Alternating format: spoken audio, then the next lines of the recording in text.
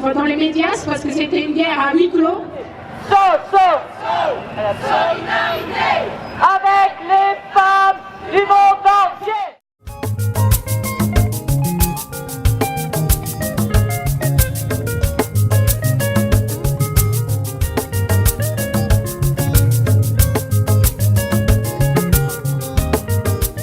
Hey, bonjour, j'espère que vous allez bien. Je suis Kirk, un allié du féminisme.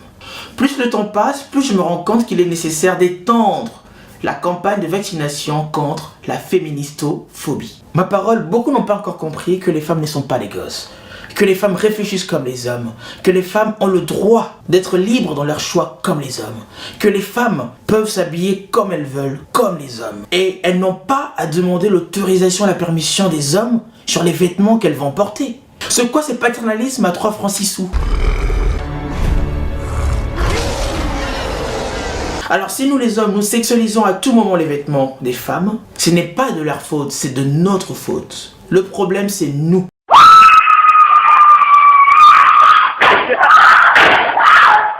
Le problème c'est notre éducation. C'est nous qui devons changer nos manières de voir. Ce n'est pas aux femmes d'adapter leur manière de s'habiller à notre manière de penser, de percevoir les choses. Vous voyez les gars, c'est nous qui devons changer les choses et non les femmes. Bref, passons. Aujourd'hui, je vais vous parler d'une robe bleue qui a mis en ébullition tout l'univers internet français. Vous l'avez bien compris, il s'agit d'Aurore Berger. Suivez.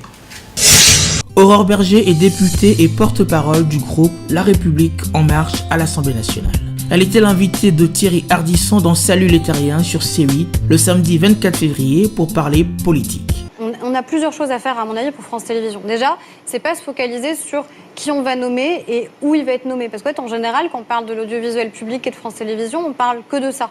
C'est pas ça la question principale, c'est d'abord la question des contenus. Est-ce qu'on arrive à parler à des publics nouveaux, notamment les jeunes? Malheureusement pour elle, c'est sa robe qui a davantage retenu l'attention que son discours. Elle a alors été la cible de commentaires sexistes et d'insultes.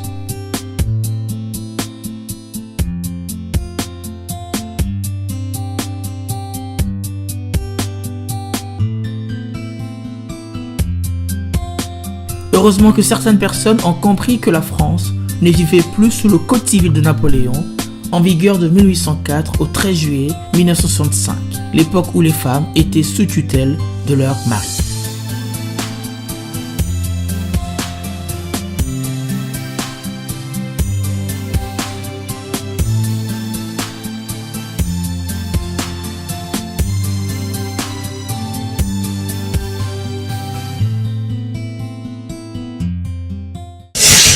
Oh, ce n'est pas tout, on va aller un peu plus loin dans l'analyse.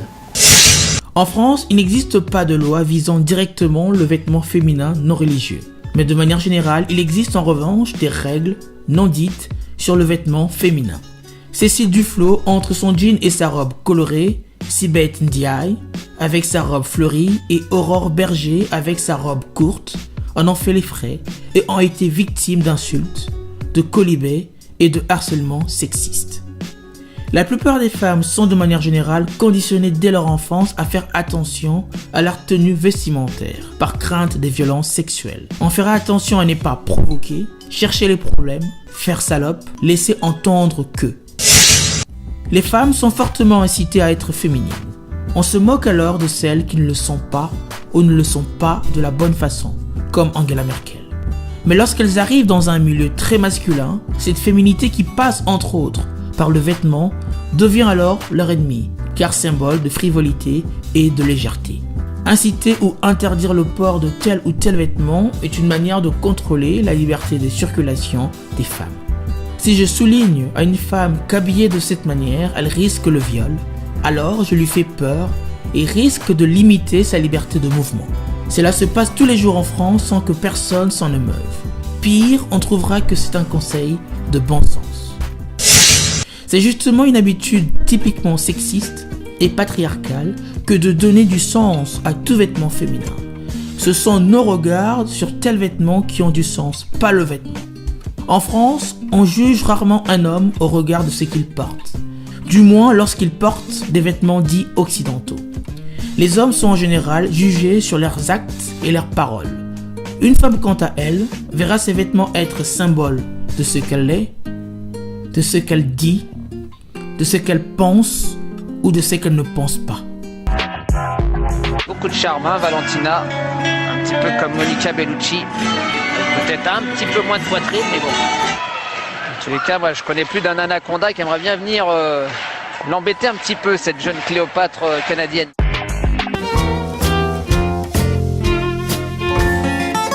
Vous me permettrez, Madame la Ministre, de vous féliciter pour le choix de la couleur de votre tailleur. Le vert vous va effectivement à merveille. L'exemple de Pamela Anderson est à ce titre exemplaire. La majorité des commentaires lors de son passage en France n'ont pas porté sur son combat, mais plutôt sur la taille de son décolleté. Et beaucoup ont malheureusement enregistré qu'une femme n'est pas ce qu'elle dit, mais plutôt ce qu'elle porte. Nous voici donc arrivés à la fin de ce 3e épisode. J'aimerais juste ajouter le fait de sexualiser à tout bout de champ les vêtements des femmes, le fait de juger les femmes à travers leurs vêtements n'est pas génétique. C'est une construction sociale, donc on peut déconstruire cela. À bon attendeur, salut.